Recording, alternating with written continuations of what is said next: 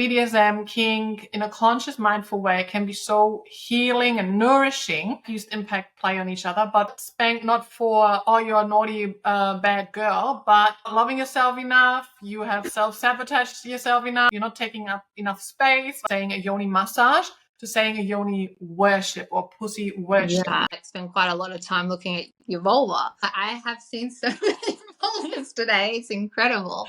Today, I've got a beautiful guest speaker with me, which is Tash Mia. She's a former corporate professional and transformed her life by embracing her calling as a professional dominatrix to empower others. So through her multifaceted brand, she offers trainings, online courses, products, and coaching services, helping individuals to uncover their inner dominatrix and cultivate meaningful connections. So currently she's studying under Layla Martin, and she aims to enhance her expertise in somatics, tantra, Taoism, and guiding others to lead more authentic and fulfilling lives. So welcome to the podcast. Thank you so much, Patricia. I love that you study under Layla Martin. I love her. I'm soaking up so much content from her. And I mean, I've done my Tantra practitioner and I've combined my yoga teacher, fitness, kink, pleasure, and I know where you're coming from. It's just, it all makes sense once you see it. 100%. I've been following her like a really long time, and I saw her coaching certification, the Vita certified coaching, for a while. And I almost considered it like, I think it was 2-3 years ago, and just wasn't the right time. And it's so interesting looking back because I actually I needed to be where I am right now. And it was just like divine timing. And I'm like, if I had done that 3 years ago, I would not nearly have gotten as much out of it as I'm getting because I've done a lot of the work myself. And it's such a beautiful, as you said, like unity between kink and BDSM. And I've done a lot of tantra for many years as a practicing it myself. And I've always brought it into my sessions and like really using kink as a somatic therapy. And it's just like enhancing that. She's an absolute queen. Yeah, for me, it was kind of like I had to do my yoga, like fitness yoga and tantra first, and then my professional dominatrix certificate, because I believe if I would have done that earlier, it would have come out of a place of hate against towards men and not from like a holistic approach. Where now, when I did my professional dominatrix, it was really coming from internally and from like a healing, nourishing aspect to really play with that power dynamic, to really have it in a conscious, mindful way. So completely different to if I would have done that 3 years ago, I would have been completely not open to that experience as such. And I think that's so interesting because I always think, because I actually started Tantra after I was a professional dom, not long, but it would have been probably maybe 1 or 2 years. And it's funny because I always say the dom that I was when I like 5 years ago and the dom I am now are like, and I think you're right. That's probably one of the reasons why is because I learned all these other skills, because I think as a professional dominatrix in particular, you constantly have to be learning. Like I'm always looking to introduce new modalities and things. Like I did a session with Mistress Avery a few weeks ago about hypnosis in kink and things like that. So I'm always like, you never reach like this pinnacle of like the ultimate dominatrix. It's I always want to be learning. And you're right. And through doing more like tantra and somatical like kind of work on myself or just learning it, it's mean that I've become like in my sessions, it's just you get to a whole nother level. Yeah. Do you know what I mean? It's not just about, like I always say when I'm teaching people or training pro doms, I can teach any monkey how to use the tools like ABC. You need to know it. Because I always say like it's capability and confidence. And the capability one's pretty easy because I can teach that. You need to know it, as I said, because it's safety and you really should not be doing anything you don't know how to do. But it's the confidence one. That's actually the crux of it. And that confidence comes from within our bodies. Yeah. And it comes from releasing all the stored stories that we've been told or we've told ourselves about how we connect with people or how we can connect in kink or through BDSM. And it's about really like unlocking those stories. And I think that's where the depth of my sessions really came from now. And that's what I love about it. Like of course there's fun tools and there's fun ties and like, you know, all that stuff, but I'm like, you don't really need anything. It's about that connection with that person. And when you get that connection with that person, it's mind blowing. Yes. We usually ask our guest speakers a couple questions just to get to know them at the start. Where are you currently at on your own pleasure journey? This is an interesting one because I've always considered myself very like pro pleasure. And it's funny because the point I am in doing my studies at the moment, it's a lot of self pleasure practices.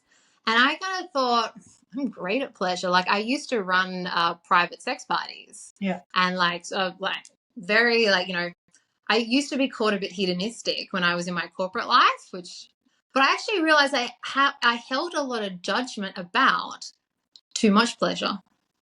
Oh. And when we've been doing the practices, I think I've been releasing a lot of that stored. I mean, they use the word trauma. I don't think it's, you know, people traditionally think of trauma as like acute trauma, like a very big event, but they're talking about like, you know, chronic trauma. And if you're someone that identifies as an experience as a female or with a pussy or maybe non-binary, you have just trauma by living that existence through the negative, you know, messages we get on the media, through being told we're not sexual enough, from being told that we're too sexual, from saying don't use your sexual energy. You know, we're told all these stories and it actually builds up in our bodies. And so even though I went into this thinking, what do I have to learn about pleasure? I'm great at pleasure. I actually realized, oh, wow, like there's a lot of like unconditioning I need to learn, even though I'm not someone who ever struggled per se with pleasure. So at the moment, I'm really discovering it from that somatic experience, not with my brain, with my body. And like yesterday, actually, I was doing a pleasure practice and I actually went into it because they're about an hour and a half long. And like yourself, like we're moms, we have businesses, like multi businesses. We're so busy. I don't actually have an hour and a half one slot that often. And I had it. I'm like, you've just got to get this in because you've got to do a few a week. I'm like, just do it. You don't feel like it, just turn up. Like you don't have, because they always say respect your nose. So if your body's not into what just turn up with your brain. Do you know what I mean? Or your mind, just like connect with your body. And I went into it, and then I think it was like we did quite a long body meditation. It was like 45 minutes of it before we went into anything else. And just all these like tears started coming out of me. And I didn't even know what it was or why it was. And I realized I don't need to know. My mind doesn't need to know. I obviously have some stored, because the module was about releasing stored trauma. And I was like, it was the first time in my life where I didn't leave it thinking, oh, what was that about? What was that? You know, it was released in my body. And then crazily enough, I had the most mind-blowing orgasm about 20 minutes later. So I was like, it was very like, so at the moment, it's just like connect through my body, don't connect through my mind. And even though it's something I do practice, like the one thing I do actually that I did it, I learned this like a couple of years ago. My husband happens to be really good at yoni massage, like crazy good. And I do this practice where I'm not allowed to think while he's doing it. I'm only allowed to feel. And then your brain will come into it. Like, so I've got him to do this with because sometimes we'll have other girls with us. Sometimes we date girls together or apart. And when I've had them in, I'm like, you've got to do this. You have to sit here. Close your eyes. You're not allowed to do anything. And when your brain starts to wander, just go back to what you're feeling. And don't worry about how long it's taking. Because as women in particular, we're always like, oh, I'm taking too long. And that kind of, I don't know, I often call it like the pure orgasm, because I'm not cheating myself out of it by thinking something really like pornographic in my head. It's literally through the sensations of my own pleasure. And it brings me to such a higher state of consciousness. And it's just, for me, it's just like, there's nothing better. Just connecting with the pleasure in my body and just allowing it to unleash. Yeah, the yoni massage, pussy massage, they're getting quite a name now. I'm like so happy that we start finally talking about it, because everybody knows about, like, you know, giving a blowjob or the cock worship or, you know, doing some more attention towards that. But what about the pussy and the yoni? And a Exactly. lot of women struggle to just even lay there and receive because someone else is looking at her, smelling her, you know, just attention all on 100%. her. It's like, oh my God, this is too much. Every woman I've told to do's to, what they start doing is moving their hand to Yeah. him or to me. And I'm like, you're not allowed to do anything. And it's so hard to just receive as a female. We're not used to it. Yes, very true. Much on that one. And I've actually gone away from saying a yoni massage to saying a yoni worship or pussy worship Yeah. because that sometimes takes also the away of I need to perform in a certain way to do a massage because sometimes massage we're thinking about there's now a certain structure, but how about just the worship, which includes then also the word of affirmation? You know, you can just say like, "Oh my God, she looks so amazing, so gorgeous right now," and Yeah. and I love you, and you know, you smell so beautiful, and it's just like adding that on top of it. It's just like, but also that it's like building up step by step to actually being completely in that situation that you are now, that you can fully actually receive and feel the sensation. Exactly. And I think also, like, even just looking at your own vulva, Yes. you know, I've always been someone, I'm like, I have no problem looking at my vulva, but I'm like, how often do I actually really do it? And as part of this course, you had to like spend quite a lot of time looking at your vulva. And I'm like, yeah, you don't actually do it that much, really. And they did this slideshow where they're like, we're going to show all certain types of like vulvas at you right now, warning. And I'm like, oh yeah, thinking it'll go for like 5 minutes. I think it was like 35 minutes slideshow. And I'm like, I have seen so many vulvas today. It's incredible. But just even like we have such a story driven into us, even what a vulva should look like.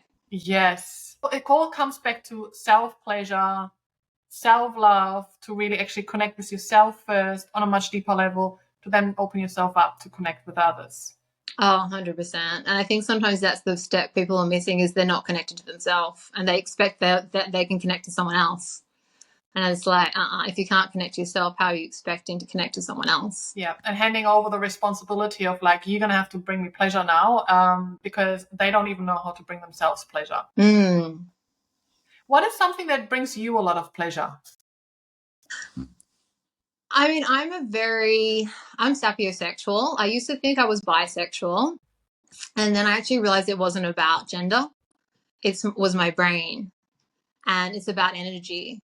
And it's funny because even when I was looking for more casual meetups with people, when I wasn't looking for a relationship, I would always, and I still do this, I always meet play partners in a non-play arena, like for a coffee, I mean, I'm not a drinker, but a soda water, whatever.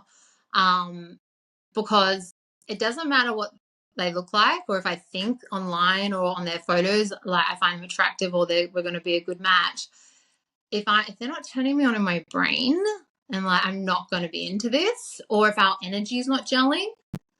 And so I think at the moment, like that high vibrational energy, that's what's bringing me a lot of pleasure these days. And it's the same thing that's in my sessions. Like if I can connect with someone's energy, and that's why I energy attune at the start of my sessions. I do it with every client. I generally what I'll do, like sometimes we'll do some like breath work, like looking at each other to begin with, or sometimes I'll just literally put them on the cross, come up behind them, put my hands around their like chest and rib cage. Sometimes I'll even lay my head on their back and I'll do deep breaths together. And what I'm actually doing is energy attuning to attune to their energy. And some people you can really get in there quite well and get into their energy and they're very open to it. And then occasionally you'll meet people who just can't do it. Like, oh, And you feel, and you would know, like you know this yourself, you can feel it. yeah. There's just that wall. And then that dance of that session is just, it's not flowing. Yeah. That exchange, that dynamic, I can't get in there. I can't do the work through the body because their energy is just so blocked off and I can feel it. I know they can feel it. It's funny, at the end of the session, you have aftercare and I always have a check-in and I'll always ask, how was the session, likes, dislikes, blah, blah, blah. And when I have those experiences, some people will admit to it because they can feel I tried to tap into it. And they say, look, I have a lot of walls or I've got this going on at the moment. And then some people will try and just ignore it and be like, oh, it was amazing, la, la, la, la. And I'm thinking, no matter how good I am at my job, that was not a mind-blowing session because I wasn't in there. Yeah. Like I didn't get in there. So I think at the moment, like the most amazing thing that's going to bring me the highest amount of pleasure is that amazing energy, that high vibrational energy where I can connect with someone, because that's what's going to bring me the most intense pleasure. Yes, I'm an energetic erotic blueprint. Like that's Oh, main, then shortly followed by sensual and kink. So I can relate to the energetic. I need to feel someone. I need to meet someone in person to feel the energy. And also recently, it's so amazing that you just said that. I've realized I'm also sapiosexual, like on that spectrum. I always thought same, like, yeah, okay, if it's female, male, like I'm attracted, but it's actually what I've realized for me personally. Can this person um, teach me something? Like I love it when someone can teach me something new, when I can learn something from someone, when they've got that emotional intelligence, they can communicate, and they are really passionate about something and they know something where I'm just like being drawn into like, oh yeah, that could be anything. And I'm just like, oh yeah, yeah. And that makes it really attractive as well. it's so attractive. If someone can turn my brain on, and I'm like you, I'm a big consumer of like education and learning, and like I'm always listening to podcasts, I'm always reading books. And if someone can like sit there and like turn me on that way, or tell me about something I don't know, or maybe we have a similar interest, that just like I'm just Yeah. like take me home with you. But if someone sits there, and I get this sometimes people just turn up and they're just like trying to energy suck from you. Mm. Especially as an energy worker, you'll get people who I call them like energy vampires, and they're just trying to feed off your energy, and you're just left feeling completely like depleted. Yeah. And they just have not added anything except taken. And then I'm just like, no.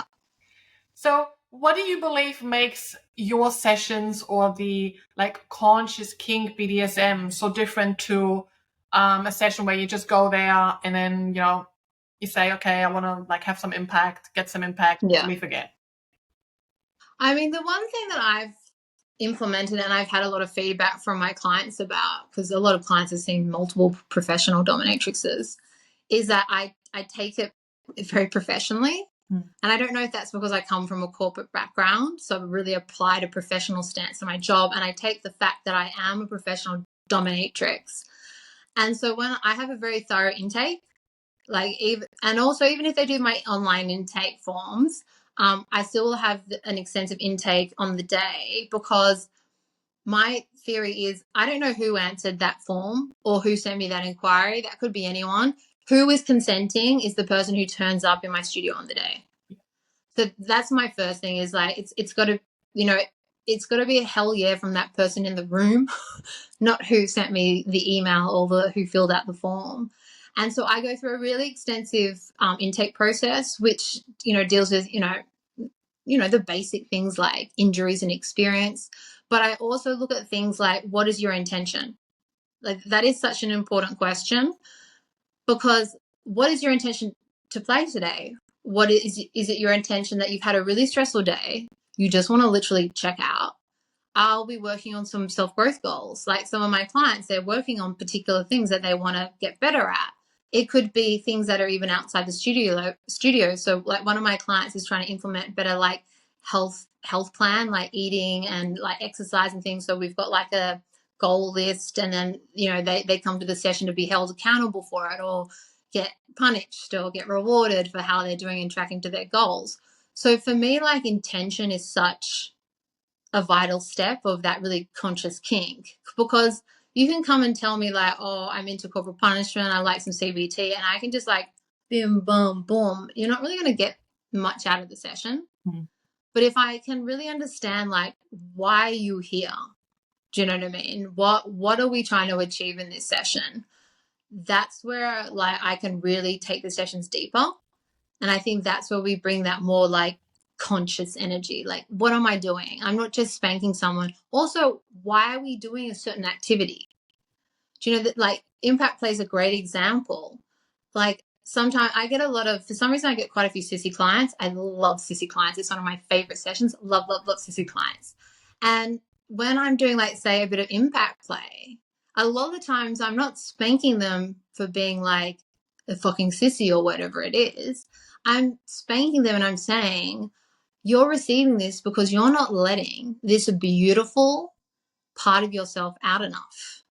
Do you know, you can really bring, like, and it's such a different intention as if I'm maybe punishing them for being a dirty little slut or whatever it is that we're aiming for. But it all comes down to intention. And it all comes down to unlocking that deeper level of what are we playing with in our bodies here? What emotions are we playing with? What are we storing in our bodies and getting that unleashed?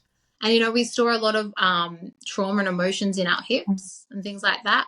So especially if someone's had a really stressful week, they might say, look, I'm a bit emotional today. I've had a really stressful week for X, Y, Z.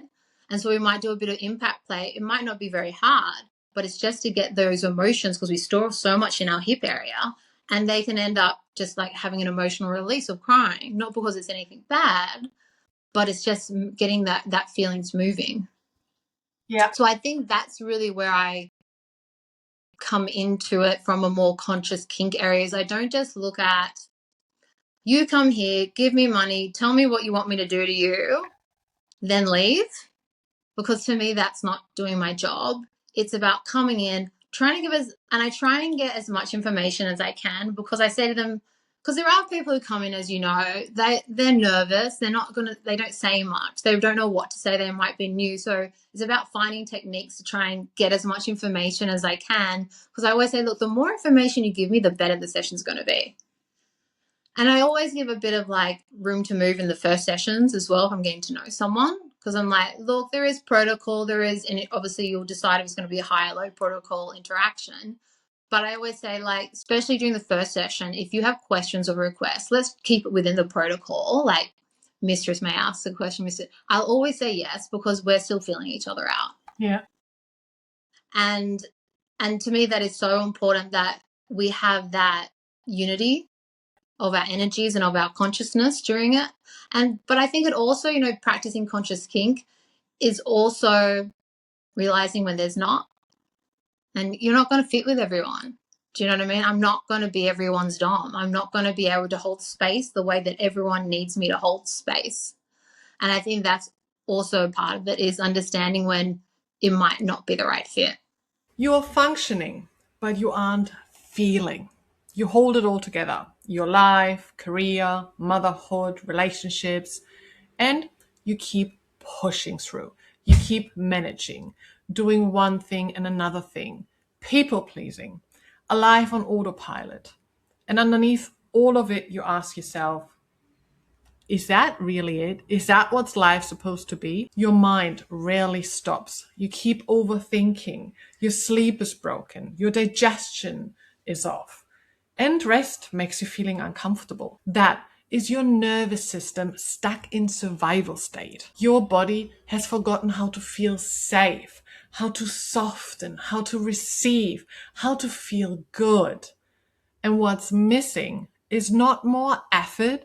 What's missing is pleasure, somatic pleasure. I am Patricia, an ED/DV survivor, a former nurse, mother, a pleasure explorer, and an award-winning educator in somatic pleasure. I am the founder of Pleasure Lit. My trauma-informed somatic pleasure approach blends nervous system regulation, tantra, sexuality, breathwork, yoga, meditation, identity shift, and feminine embodiment. And if this sparked something inside of you, join us within the Pleasure Lit Woman program, which is my 8-week group program, helping you from functioning to feeling radiant, regulated, and deliciously turned on. You're also invited to join us within the Pleasure Lit Circle, which is my online community membership for women, where we have got live calls, somatic practices, resources, masterclasses, and so much more. You can also explore my self-paced online courses all around pleasure, and follow along Patricia's Pleasure Ed for more pleasure tips, and if you like to submit your questions. When you prefer reading, you can get my #1 bestseller book, The Pleasure Lit Way. And if you like more personalized support, book yourself in for a one-on-one coaching session. For more details and how to join it all, go to pleasurelit.com. Also, that you mentioned the intention behind the session, which is so super important and something that I've picked up along the way of like yoga teaching, and then the breath work. So what's your intention for this session? And at the start I was just like, well, why am I doing this? Yeah, just think the broad intention, but the more you do it, you actually get more clear on the specific intention just for the session. And it just really changes on how the session's going to be and going to go, and how you actually also open yourself up to the experience. And I've recently seen a couple, they have used impact play on each other, but only also because she got spanked not for, oh, you're a naughty, bad girl, but for you are not loving yourself enough, you have self-sabotaged yourself enough, you're not taking up enough space. Like, she's done something where she's pulled herself back and just put herself in a corner, so he's punishing her for that. So Love that. it's a cute way of, like, helping her to realize, why am I actually doing that? Like, I need to take up space, I need to like prioritize myself, and just helping her to actually understand and do it. So it can be like BDSM, kink, in a conscious, mindful way, it can be so healing and nourishing for both parties, which is why I love that you are explaining it in such a beautiful way of the intention, the intake, and the energy feeling of each other, to really have that. You could say you're like a body worker, a healer. Yeah, it's funny because I've been playing around with what am I for a year now, and I go on my profile and I change it every like I think 2 months, because I'm like, I don't know how to describe what I do. And I'm like, body worker, somatic practitioner. Like, I'm like, I don't know. It's a hard one, isn't it? We don't really have a term for it. And then, I mean, but you could say like, energy healer. I'm like, there's just no one word that really most people would at least understand that encapsulates what we do. Yes. Unless you've had experience with it. Yeah, I get that. And then it's also the terminology that you choose kind of should attract the audience. But some people, what is somatic? They don't even know what the somatic is. So if you say somatic practitioner, unless you've actually explored that kind of part for a little bit, some people have asked me, because I called myself a somatic sex coach at the start when I did my somatic sex coaching certificate, and they're like, what is somatic? Yeah, don't get that. Exactly. So, and then I've started to practice around with a lot of words myself, because I'm all over the place too. But it all kind of, it's all connected, but there's not just one word for it. So, but it is what you're doing. It is definitely, it's got with energy, it's got with healing, it's body working, it's in person, it's got the somatic behind it. It's You got shadow, we do a lot of shadow work in what we do. Playing with those sides of people that the only time they let it out is with you. Yeah. And really accepting those shadow sides of our part. And even as the person, as the dominatrix or the person in the facilitation or the leadership role, we're also playing with our shadow. That's a big part of it that people don't, I think, see. I think people often get that, 50 Shades of Grey or whatever bad porn they've watched about BDSM, and that's their idea of BDSM. And it's so limited. And yes, it can be that. And there's nothing wrong with it being that. But it's so much more than that. And that's why sometimes when people ask me what I do and I say professional dominatrix, and they don't really, sometimes they first say, I don't know what that is. And then you try and like give an easy example, and then you just see straight where their brain goes, which is, what they always say is, so you bash up men. And I'm like, well, first of all, it's not just men. And I'm like, no, that's not what it's about. But that's people's stereotypical version of what is BDSM. You are physically harming someone else, and it involves pain. And that's the other thing is, like, I have clients who we do 3-4 hour sessions and there's no pain involved. Do you know, that's not what it's about. Yes, sometimes it does involve pain, but there's a reason why it involves pain. And sometimes it doesn't have to be. And people automatically assume, well, that's not for me, I'm not into pain. I'm not someone who's crazy into pain myself. But I'm like, I love sensory stuff. I love energy stuff. I love connecting with someone. I even like light impact because it's not painful if you do it in the right way. Like, there's so many aspects that you can incorporate into a session that has nothing to do with pain. Yeah. And even pain doesn't have to be also just the physical impact pain. There are other ways, Yeah. punishments as well. And like you mentioned, with it's not all about, because that's, but I was one of them who thought professional dominatrix is the lady in black latex with her whip, and she's just, inflicting pain, and she's loving it. And then I found I really have this goddess and queen energy within me. I love educating, I love teaching, I love authority, I love when people are listening to my instructions, but me helping them to become better versions of themselves. So more under that role, which doesn't necessarily mean, that's why I also don't really relate to mistress, because I find mistress is a little bit more into that. Yeah, I'm doing the impact play, Yeah. some other, good things, but for me, it's more like the queen and the goddess energy, the worship, and Yeah. helping men to really find their purpose in serving women. Yeah. 100%. And it's funny you say like the queen and the goddess energy, because I really recently I felt like, so I'm turning 40 this year, and I did a one of my psilocybin journeys last year, which like I've done a couple and they've just been like mind blowing. And the last one I did was about the transition into my queen goddess and the wise woman.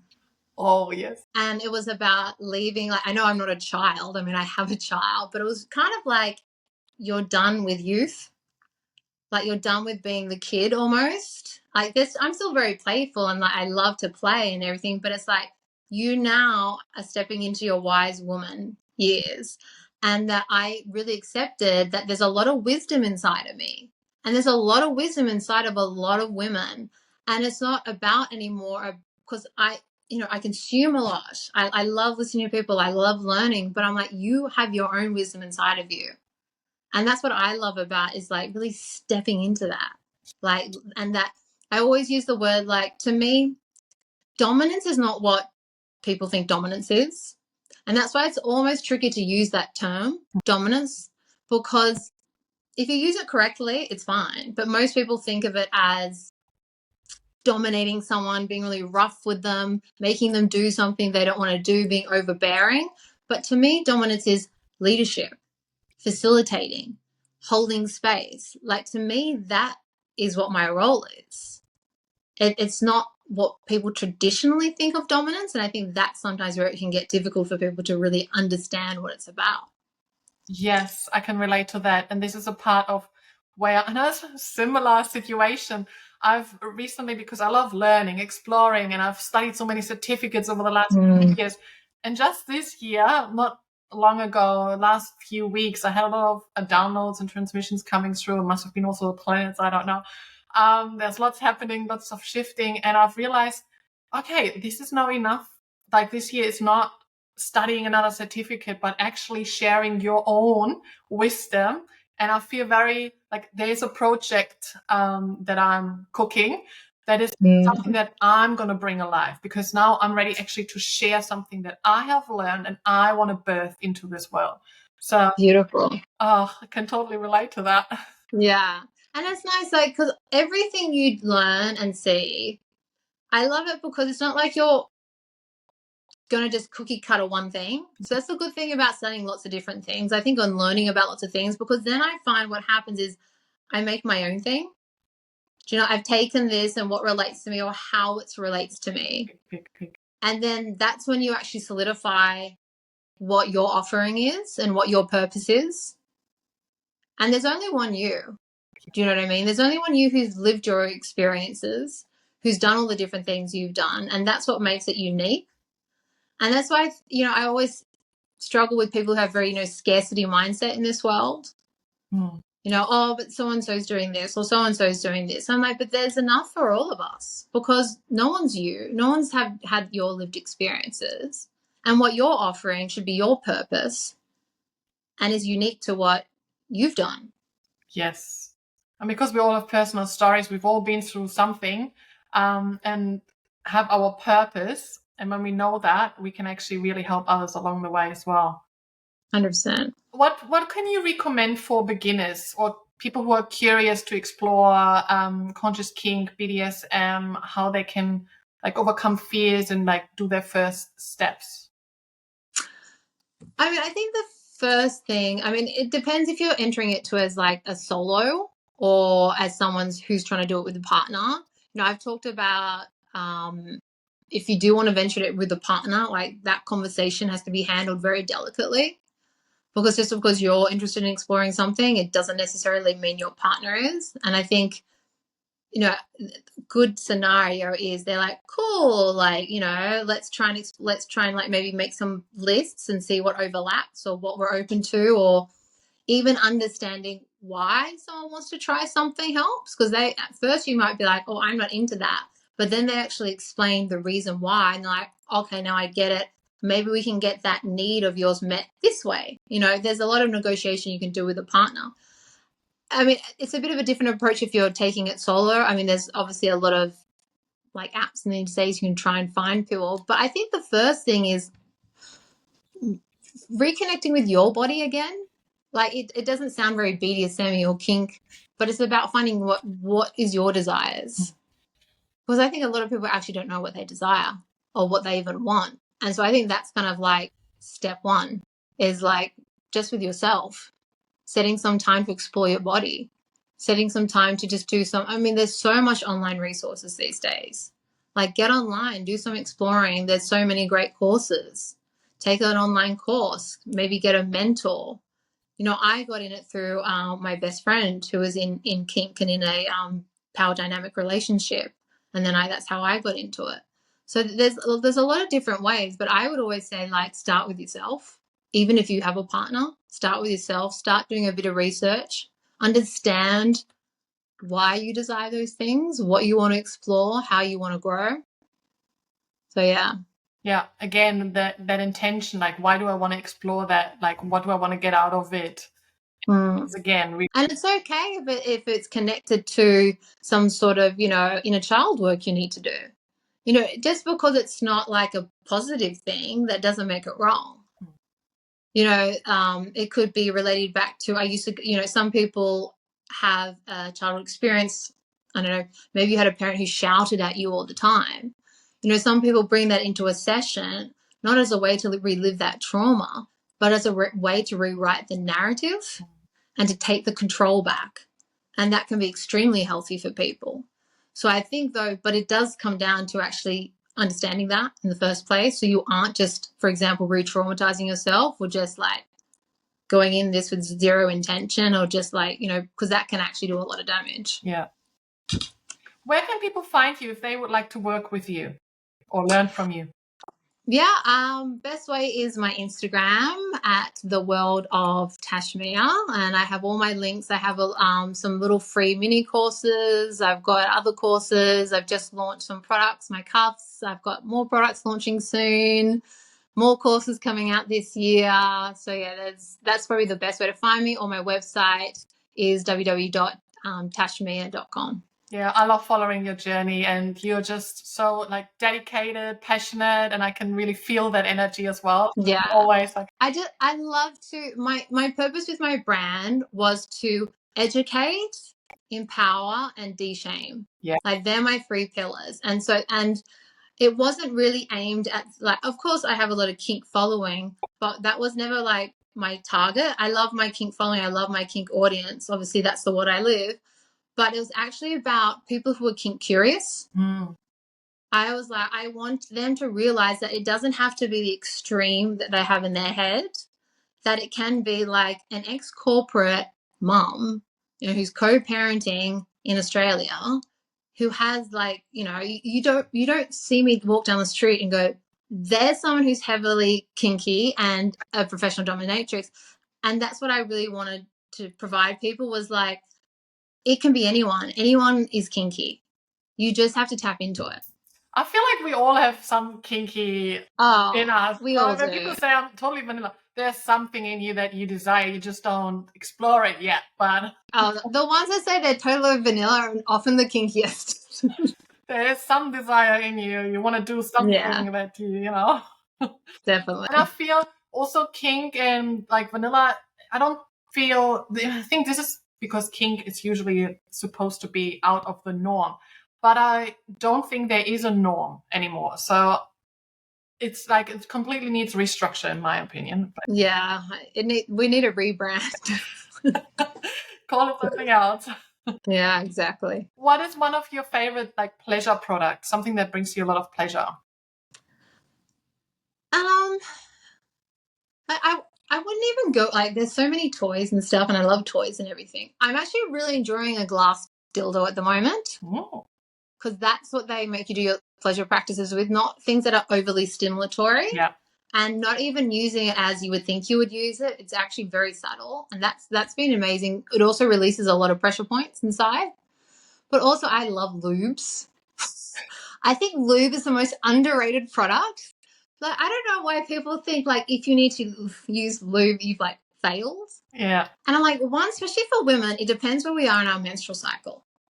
They think like I hate the narrative. I think it's in the book Come As You Are. It's a really good book about these narratives and these stories we're told, especially as people who identify as a female experience, that if you're not wet enough, that you're not turned on. And so I'm like, just get out the bloody lube. But so many people don't. And so I'm a huge fan of lubes. I try so many different lubes. Like if I see new lubes or something, I buy them. I have like 10 lubes just like randomly all over my house. So I'd say like lube is my big one. I've not long ago put a masterclass on lube into my pleasure lit school because Yeah. only because I love saying lube up, but also please take a quality lube that is not stuffing up your pH flora if it's a Yeah. lube. That's why I try so many, because there's a lot of really good ones coming out now because people are more ones coming up more aware, and so I'm really trying a lot of the ones with better ingredients. Yeah. So yeah, that's why I just have them everywhere. Yeah, preferably no glycerine or paraben. Yeah. Yeah, and there are lots more natural ones now coming out, which is Yeah. And just yesterday, I've written 6 down, which are my favorite and recommended ones, because I get this question asked so many times. Oh yeah, So I should do that. I should write. I've had a few people ask me like, "What's the best one for anal and things like that?" So and like we've got to menopause, medications, alcohol. There are so many reasons why you could be drier. And just lube up. Just exactly, and also it makes it more pleasurable. Even if you are wet, you can still add some lube. Do you know what I mean? It makes it even better. Like make it sliding. Yeah. Do you have a favorite book recommendation? My all-time favorite book that I read many years ago is Untrue by Wednesday Martin. Mm-hmm. Like literally changed. I've always been very like, not feminist, but like, yay, females, yay, pleasure and things like that. Like I've always been a very sexual person. Like my mom was not like me in that way at all. She was like very conservative. And she would say to me like, I don't know how you came from my body. Like you're so like, it's just the way I am. But I love that it made me feel that I was normal. Yeah. That there wasn't anything wrong with me, and that my level, because I've always out sex drived any man I've ever been with. Always. And I've almost been shamed for it. And I've always had to tone it down in my relationships to make them not feel bad or to make me not look like I'm a nymphomaniac. Yeah. And then reading that book and because her giving some social science behind things and about different things she studied, it really made me realize that, okay, this is normal. And also how much power we have as women, how much sexual power we have. And it's actually like better than men's. And I'm like, yay. The other one that I recently read was The Body Keeps Score. Yes. Long book. I actually read it on a Kindle, so I didn't know how long it was. Thank God, because I think, but that was incredible for me. Just reading about how much our bodies keep trauma, and also about I for some reason I really was interested by people who've dissociated from trauma. Yeah. And the fact that talk therapy doesn't work. Yeah. And it's actually they need to do body work. Body work, somatic. I love this. Yeah. When I was reading it, I'm like, why when this book is out, why is no one doing this and listening to this book? Because he provides so much research and science behind it. I mean, the first type of path is almost just brain science. So if I came from a nursing background, so I kind of got it. But for someone else, I'm like, I'm not sure if people like can follow through. But towards the end, like the practices that he provides, like even just yoga, massage, actually feeling, meditation, body work, somatic practices, so much more helpful than just talking. Well, exactly. Or, medications. Yeah. Like they did, studies when they showed that those groups actually did worse. The ones that were on medication compared to ones that were doing like any type of body work or therapies or a combination at least. Like I actually think it should be a prerequisite book for people who are practicing kink as well. Yeah. I think it's a very important book to read. The third book that I recommend at the moment, which I'm reading at the moment, is Gabor Mate's Keep Your Children Close. No, I haven't heard about that. It's not the newest one because I'm actually going to see him in Brisbane next week for the Myth of Normal. But this is an older book, and I reckon any parent I've been meeting recently, I'm like, read this book. It is nuts. It is about how it's about the adult attachment with children, and the fact is, up until World War II, children were very adult raised. So they were raised by adults being in their lives. And then post World War II, because of what happened with society and working and, two people going to work now, is children started to become peer orientated. Yeah. And it's like the blind leading the blind. And it's about, because you have some children who, might be, everything's great. And then they get to a certain age, could be 7, 8, 9, whatever, teenage years, and they just kind of turn on their parents. And it's because they're peer attached. And so they're talking about how good it is. Kids only need one securely attached adult figure in their life to be able to like healthily grow. And it's been amazing reading that and to watch, that the way you're attaching to your child is correct a lot of the times. We know how to be parents inside of us, but, we've given these messages like they've got to toughen up. They've, got to do this. I mean, emotional resilience is massive, and getting your kids to name feelings is one of the best things you can do for them. But also like that attachment with your child and really nurturing that for as long as possible. So that book is like amazing. I'm gonna have to read it. My household, my parents' style is already completely different to how I grew up. Sex was shamed. There was no communication, there was no connection, there was no bonding, where now it's completely different. But also the last few years, just the self-growth that I've gone through, what I've learned. And that's why I always say, if you focus on yourself, making yourself a priority, and really truly deeply start loving yourself and getting to know yourself, the more you do, the better you can be a parent, and the better you can 100%. Have patience, teach them, educate them, guide them, support them when you are looking after yourself. So, because to be honest, the best education you're going to give your kids is not at school. Like, to me, if I was in the position, I would probably homeschool. I've got big queer issues with the education system. They're actually not raising good humans. The schooling system was designed off catalogs to raise factory workers. Like, that's what our schooling system is based from. So it's really important, as you say, to teach, when you do have them, and teaching these vital human skills of communication and connecting and, being emotionally resilient, or just being able to feel their emotions. How many times when we grown up, if we hurt ourselves, your parents would be like, don't cry, don't cry, don't cry. Like, now it's like, you've hurt yourself. Cry. It hurts. It sucks. Or, you're pissed off at me. I always say to my daughter, every kid has a tantrum. But I say to her, you're allowed to be angry, because that's another one, especially with women. Don't get angry.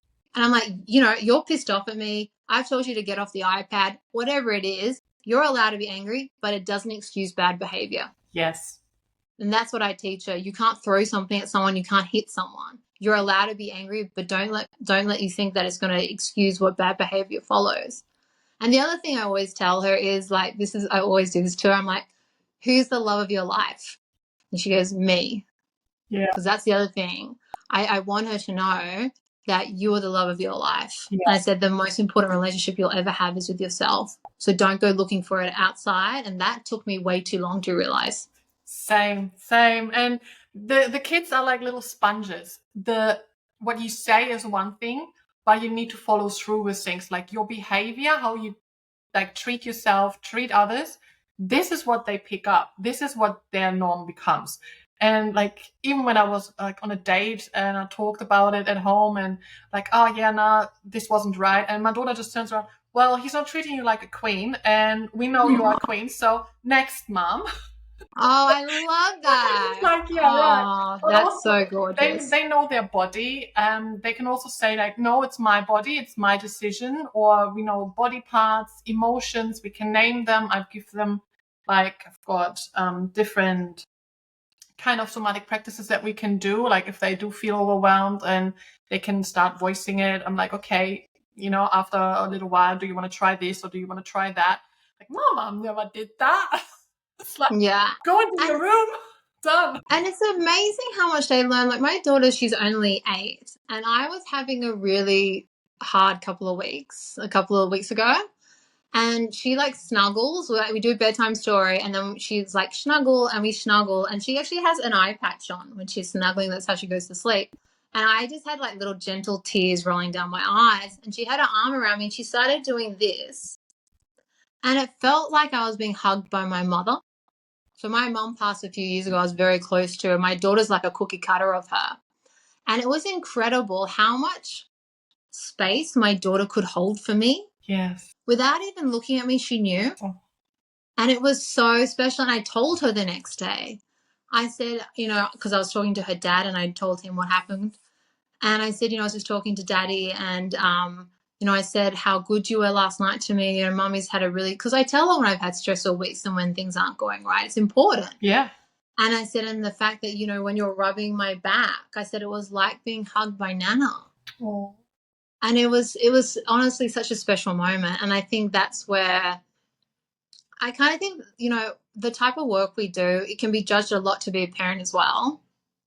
But I actually feel we have such advantages in raising really good human beings from what we do. Yes, because we've also seen we have the shadow within us, and we are working with everything. We are not saying this is bad and this is good, and or we can't do this, we can't do that. We are allowing space. We're holding space. We're learning how to hold space, and it's such a different approach, and I love that. That's so beautiful, and that's exactly how I said with kids being sponges and like really absorbing everything. Like I myself, when my son comes up to me, gives me a hug, and I'm like, and he's like, yeah, mom, that's what you do all the time to me when I'm hurt. So I want to give you a hug. Yeah. And I'm like, oh, that's so cute.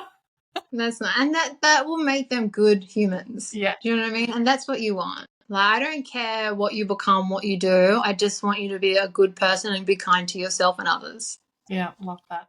What is your last question maybe we're going to leave the audience with? What's your number one tip or one of your best tips that you can recommend for pleasure? I think I'll just go back to listen to your body. Yeah. Listen to your body when it's a no. Let your body become a yes. So often we've had experiences where we've been not forced to play. It's in a consensual scenario, but our bodies aren't ready to engage, let's just say. And, and I didn't realize how much trauma, especially women, store down there because we've actually been penetrated before we're ready. And so I think my best tip is really like connect with yourself. Know when you're ready. Know when it's a no. It's okay if it's a no. It's okay when it's a yes. Yeah. But don't think that you have to believe every thought that comes into your head. Like, tell it to fuck off. Like, that's what I do in these, like, yoni massages, as I said. Like, if a thought comes into my head, because sometimes, like, my head will start going to my day. Oh, shit, I've got to do this tomorrow. Or blah, blah, blah. And then I'm like, no, fuck off. And sometimes I have to tell it to fuck off 20 times, and it will fuck off. So I think that's my best tip is, like, sink into your body. Like just lean into your body. You don't even have to know sometimes what it's saying or what it's releasing, but just trust it and feel it.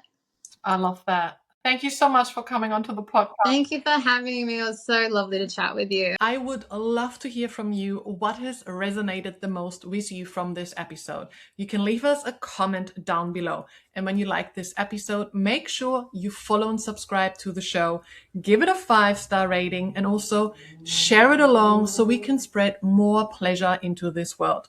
You can access my free workshop at pleasurelit.com/links. Sending you lots of love and pleasure. Mwah.